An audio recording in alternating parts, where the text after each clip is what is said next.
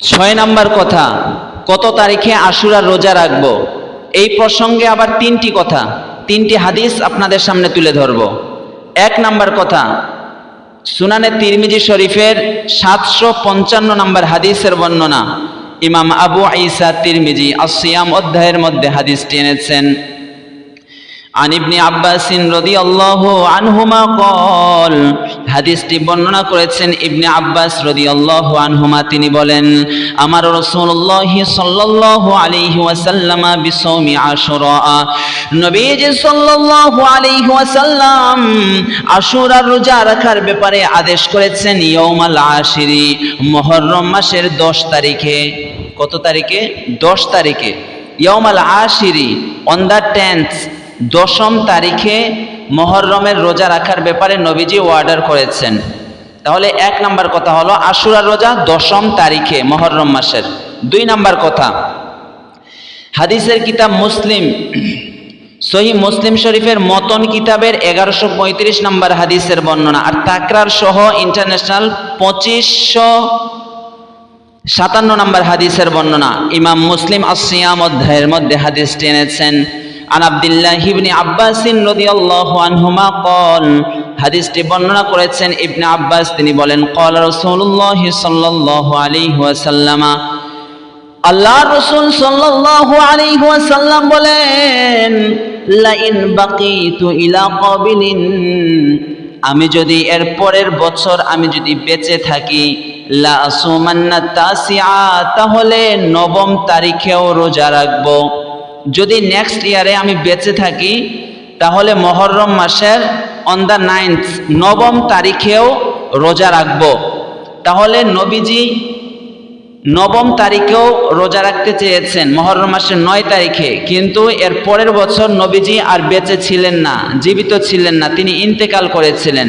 তাহলে নবীজি যেহেতু 9 তারিখে রোজা রাখতে চেয়েছিলেন, তাই 9 তারিখ এবং 10 তারিখে রাখাটা উত্তম। তাহলে 2 নাম্বার কথাটা বুঝলেন নাকি না বুঝলেন? 9 তারিখ এবং 10 তারিখে রাখাটা উত্তম। তাহলে 1 নাম্বার, আশুরা রোজা হলো 10ম তারিখে। 2 নাম্বার কথা, 9 তারিখ এবং 10 তারিখে রাখাটা উত্তম। 3 নাম্বার কথা, হাদিসের কিতাব ইবনে খুজাইমা, সহিহ ইবনে খুজাইমার 3 নম্বর খণ্ড 506 নম্বর পৃষ্ঠা, হাদিস নাম্বার 2095, নবীজি বলেছেন, সুমু ইয়াউমা আশুরা, তোমরা আশুরার রোজা রাখো, ও খালিফু ফীহিল ইয়াহুদা, আর ইহুদিদের বিরোধিতা করো। ইহুদিদের বিরোধিতা করো, বি ডিফারেন্ট। বিরোধিতা করতে গিয়ে কি করবে?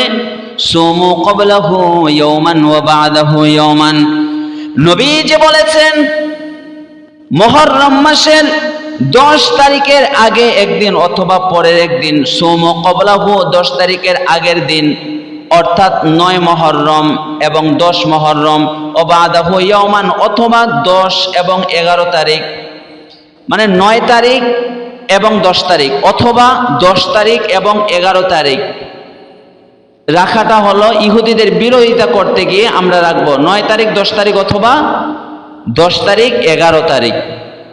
তাহলে আমরা 3টি কথা জানলাম, কত তারিখে আশুরার রোজা রাখবো এই ব্যাপারে 3টি কথা জানলাম। 1 নাম্বার হচ্ছে আশুরার রোজা 10 তারিখে। 2 নাম্বার কথা হচ্ছে 9 তারিখ এবং 10 তারিখে রাখাটা উত্তম।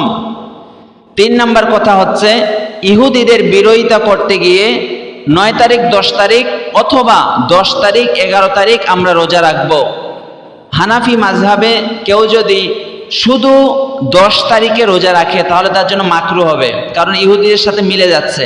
তাই ইবনে খুজাইমার হাদিস নাম্বার 2095, নবীজি বলেছেন, সুমু ক্বাবলাহু ইয়াওমান ওয়া বা'দাহু ইয়াওমান, 10 তারিখের আগের দিন অথবা পরের দিন তোমরা 2টা মিলিয়ে রাখো, তাহলে ইহুদিদের সাথে মিলবে না, ইহুদিদের বিরোধিতা হয়ে যাবে। তাহলে আমরা 9 তারিখ, 10 তারিখ, অথবা 10 তারিখ, 11 তারিখে রোজা রাখবো ইনশাআল্লাহ। পড়েন।